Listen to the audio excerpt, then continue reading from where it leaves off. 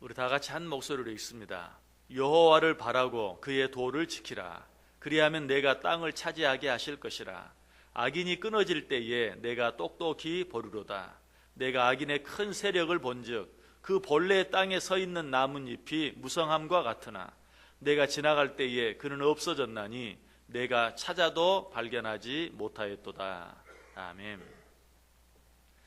자, 시편 37편 통해서 우리가 제일 많이 생각한 내용이 어떤 내용이라고 그랬어요?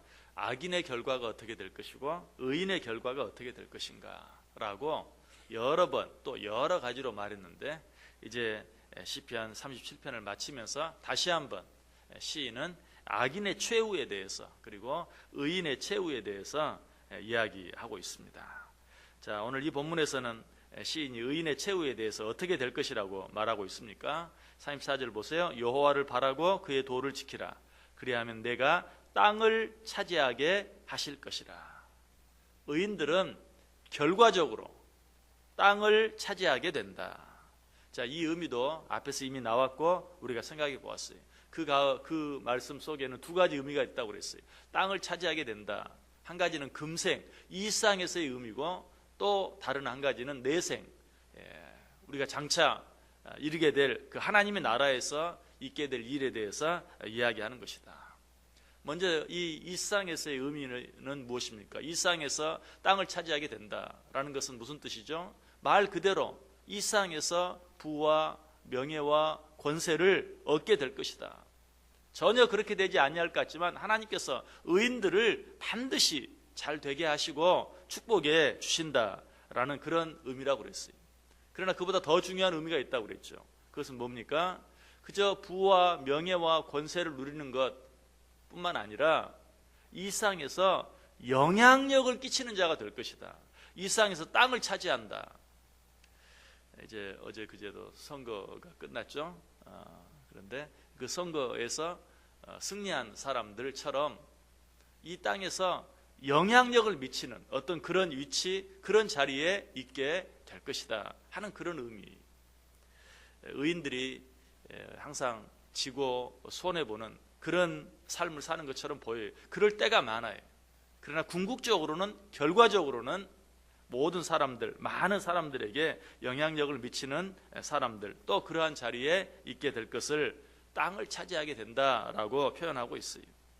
그렇다면 이 땅을 차지하게 된다는 것이 이 세상에서 의미가 아니라 내생에서의 의미는 어떤 의미가 있습니까? 그것은 뭐 더 말할 필요가 없죠.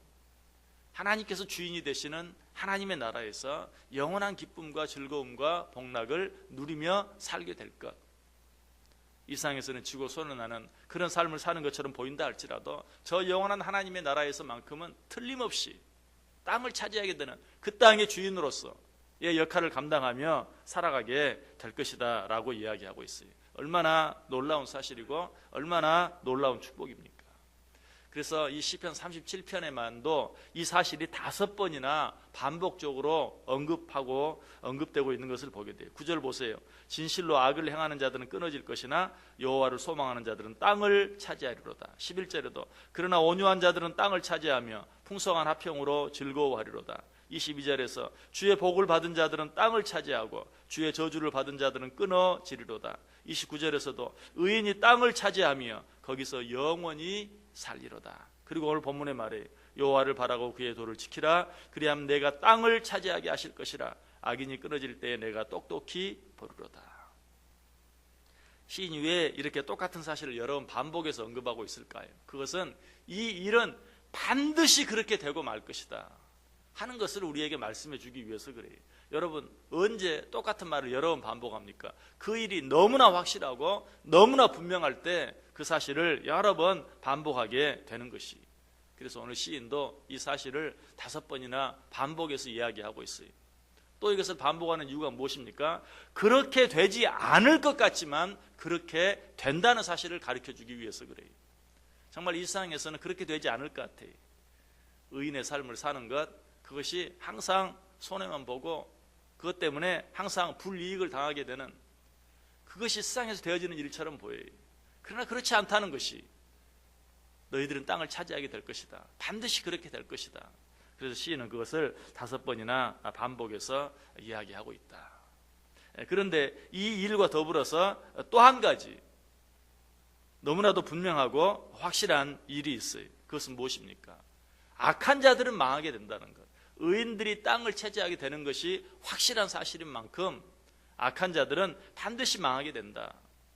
이것도 우리가 아까 읽었던 의인들이 땅을 차지하게 된다는 말을 언급할 때마다 똑같이 악한 자들은 끊어지고 망하게 되고 말 것이다 라고 반복해서 이야기하고 있는 것을 보게 돼요. 34절 다시 보세요. 여호와를 바라고 그의 도를 지키라. 그리하면 내가 땅을 차지하게 하실 것이라. 악인이 끊어질 때에 내가 똑똑히 보리로다. 악인이 끊어지는 것을 네가 똑똑히 보게 되고 말 것이다 라고 이야기하고 있어요. 여기서 똑똑히 보게 된다는 것, 그 말의 의미는 무엇입니까? 이건 역시 반드시 그러게 될 것이다. 똑똑히 보게 될 것이다. 뿐만 아니라 또 한 가지 의미는 그 일이 그렇게 멀지 않을 것이다. 내가 내 눈으로 그 일을 똑똑하게 보게 된다는 말은 무슨 말이에요? 내 세대에 그런 일이 일어날 것이다 라는 그런 의미죠. 네 눈으로 보게 될 거야. 내 세대에 그런 일이 일어날 것이다. 멀지 않은 때에. 이 말은 아까도 땅을 차지한다는 것이 금생의 의미와 내생의 의미가 있다. 이런 말씀을 들을 때 우리는 단순히 그저 이렇게 생각해요. 믿음이 너무 좋아서 그렇게 될 줄 압니다. 저 영원한 하나님의 나라에 가면, 천국에 가면 그렇게 될 줄 압니다. 하나님은 그 일에 대해서 천국에서뿐만이 아니다, 이 일상에서도 악한 자들이 망하고 멸망하는 것을 내가 네 눈으로 똑똑하게 보게 될 것이다 라는 그런 의미. 시편 129편 4절에서도 이렇게 말해요. 여호와께서는 의로우사 악인들의 줄을 끊으셨도다. 악인들의 줄을 끊으셨도다. 여기서는 뭘로 말하고 있어요? 아예 과거로, 이미 일어난 일로, 아직 일어나지 않았지만 이미 일어난 일로. 왜? 이미 일어날 것이 너무나 확실하기 때문에, 너무나 분명하기 때문에 끊어질 것이다가 아니라 끊어졌도다, 끊으셨도다 라고 그렇게 말하고 있는 것을 보게 돼요. 악인들은 멸망합니다. 이 세상을 바라보면 악인들이 항상 득세하는 것 같아요. 악인들이 잘 되는 것 같아요. 의인들은 그 밑에서 늘 힘들고 어려운 삶을 사는 것 같아요. 그러나 하나님께서 때가 되면 그들을 끊으셔서 더 이상 악인들이 의인들을 괴롭히지 못하도록, 의인들이 악인들의 조정을 받지 못하도록, 그 밑에서 놀아나지 않도록 하나님이 의인들과 함께 하시고 악인들을 망하게 하신다. 그래서 시편 129편 5절에 보면 무릇 시온을 미워하는 자들은 수치를 당하여 물러갈지어다. 욥기 8장 22절에도 너를 미워하는 자는 부끄러움을 당할 것이라. 악인의 장막은 없어지리라. 이사야서 1장 28절에도 그러나 패역한 자와 죄인은 함께 패망하고 여호와를 버린 자도 멸망할 것이라. 자, 악인은 맨 먼저 어떻게 된다고 말합니까? 부끄러움을 당하게 된다. 이 세상에는 착한 사람들이 부끄러움을 당하는 일들이 참 많이 있어요. 그러나 하나님 분명히 말해요.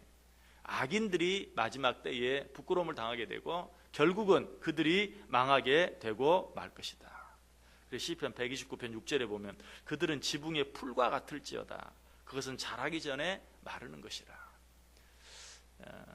지붕에서 가끔 풀이 나는 경우가 있어요. 요즘 지붕 그렇지 않지만 옛날 무슨 기와 지붕이나 초가집이나 이런 데는 지붕에서도 풀이 납니다. 비가 한번 오고 나면 풀이 날 때가 있어요. 그리고 그런 것들은 빨리 자라요.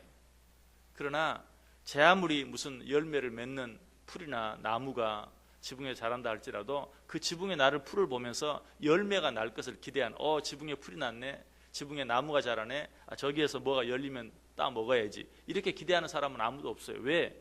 지붕의 풀은 금방 죽고 말기 때문에, 금방 시들고 말기 때문에, 비가 한 번 오면 자라는 것 같지만 해가 뜨겁게 비치면 사그라지고 말 것을 알기 때문에 악인들이 그와 같다. 지붕의 풀과 같다. 잠시 득세하는 것 같아요. 어떤 때에 그저 놀라울 정도로, 그 기세가 놀라울 정도로 일어나는 것처럼 보일 때가 있어요. 그러나 결국은 시들고 만다. 열매를 기대할 수는 없다. 거기에서 아무것도 얻지 못한다. 이것이 악한 자들의 마지막 모습이라는 것이.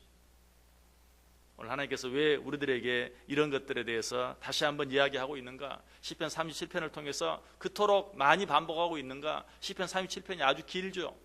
시편 37편이 왜 그렇게 길어졌는가? 사실은 똑같은 내용들이 여러 번 반복되고 있어요. 왜 그랬을까요? 그것이 그만큼 중요하기 때문에 그래요. 우리가 일상을 살아가면서 우리 눈으로 바라볼 때 악한 자들은 득세하고 의인들은 어려움을 당하는 것처럼 보일 때가 너무나 많아요. 그것 때문에 실망할 일이 너무나 많아요. 우리 하나님은 아셨어요. 그래서 그 사실을 여러 번 반복해서 우리에게 가르쳐주고 있어요.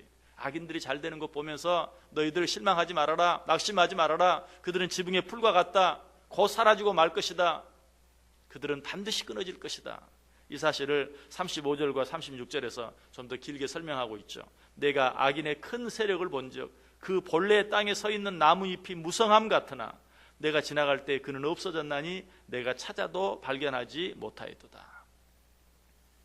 아까 시편 129편에서 지붕의 풀과 같다. 악인을 지붕의 풀로 비유했는데 오늘 본문에서는 뭘로 비유하고 있어요? 내가 악인의 큰 세력을 본즉 그 본래 땅에 서 있는 나뭇잎이 무성함과 같으니. 그 본래 땅에 서 있는 나무, 어떤 나무입니까? 한 번도 옮겨 심지 않고 처음에 심겨진 그 자리에서 무럭무럭 잘 자란, 여러분, 나무를 옮겨 심은 것과 옮겨 심지 않은 것은 큰 차이가 있어요. 나무들도 한 번 옮겨 심을 때 엄청난 스트레스를 받는다고 그래요. 그래서 자꾸 옮겨 심으면요 자라질 않아요. 그런데 처음 심기운 그 땅에서 한 번도 옮겨지지 아니하고 잘 자란 나무, 그런 나무는요 아주 튼실해 보이고 커 보이고 정말 영원토록 죽지 않을 것처럼 보여요. 악인들의 모습이 그렇다는 것이, 본래 그 땅에 심겨진 나무처럼 아주 잎이 무성해요.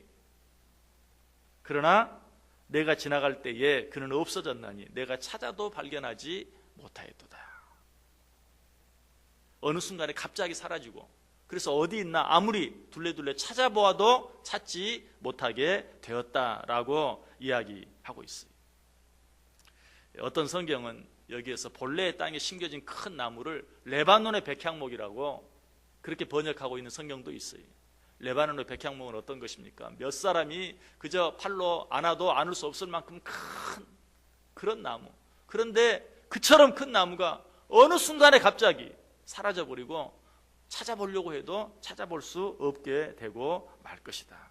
이 사실은 시편 37편에서도 한번 나왔어요. 10절에 보면 잠시 후에는 악인이 없어지리니 내가 그곳을 자세히 살필지라도 없으리로다.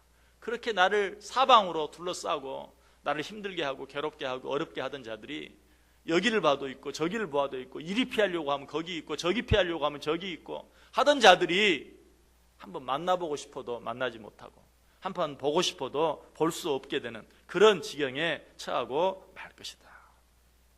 여러분, 시편 37편이 어떻게 시작했습니까? 너희들은 절대로 악인들로 인하여서 원망하거나 불평하지 말라. 그들로 인하여서 근심하거나 염려하지 말라.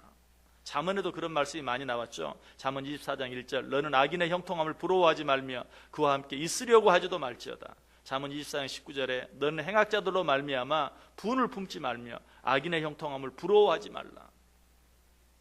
여러분, 악한 자들이 네바노 백향목과처럼 잘 자란다 할지라도, 본래의 땅에 심겨져서 정말 영원히 죽지 않을 것처럼 보인다 할지라도 그런 것 때문에 실망하거나 낙심하지 말고, 무엇보다도 그런 것들을 부러워하지 말고, 무엇보다도 그런 자들과 함께 있으려고 하지 말라. 어느 순간에 그들은 멸망할 것이고 그들과 함께 있다가 너희들도 화를 당할 것이다 라고 우리에게 말씀해 주고 있어요. 하나님을 믿는 우리는 어떻게 살아야 합니까? 사도 베드로가 우리에게 잘 말해줍니다. 베드로전서 5장 6절에 그러므로 하나님의 능하신 손 아래서 겸손하라. 때가 되면 너희를 높이시리라. 하나님께서는 당신의 자녀들, 오늘 본문 34절이 말하는 것처럼 여호와를 바라고 그 도를 지키는 자들, 하나님의 백성들, 하나님의 의인들, 지금은 좀 힘들고 어려운 가운데 있다 할지라도 때가 되면 반드시 그들을 높이셔서 그들로 하여금 이 세상과 내세에 있어서 땅을 차지하고 살아가는 놀라운 은혜와 축복을 반드시 허락하신다. 이 사실을 하나님께서 여러 번 강조해서 우리에게 말씀하고 있는 그 심정을 헤아려 보세요. 우리를 바라보는, 잠시 잠깐 어려운 가운데 있는 우리를 너무나 안타까운 눈으로 바라보고 있어요. 그리고 위로하고 계세요. 격려하고 계세요. 다시 한번 축복을 약속하고 계세요. 비록 어떤 가운데 있든지 악인의 형통함을 부러워하지 말고 그들과 함께 있으려고 하지 말고 너희는 너희 자리를 지키라. 여호와를 바라라. 그의 도를 지키라. 하나님께서 우리에게 말씀하고 있어요. 이 하나님의 약속 붙잡고 이 하루 악인들의 형통함을 부러워하며 사는 것이 아니라 하나님이 우리에게 주시겠다고 약속하신 그 약속 바라보고 소망 가운데 기뻐하고 즐거워하며 오직 하나님께서 우리에게 주신 말씀 붙잡고 살아감으로 하나님께서 약속하신 약속의 은혜와 축복들을 금생과 내생에 있어서 받아 누리며 살아갈 수 있는 저 여러분 꼭 될 수 있기를 주님의 이름으로 간절히 축원합니다.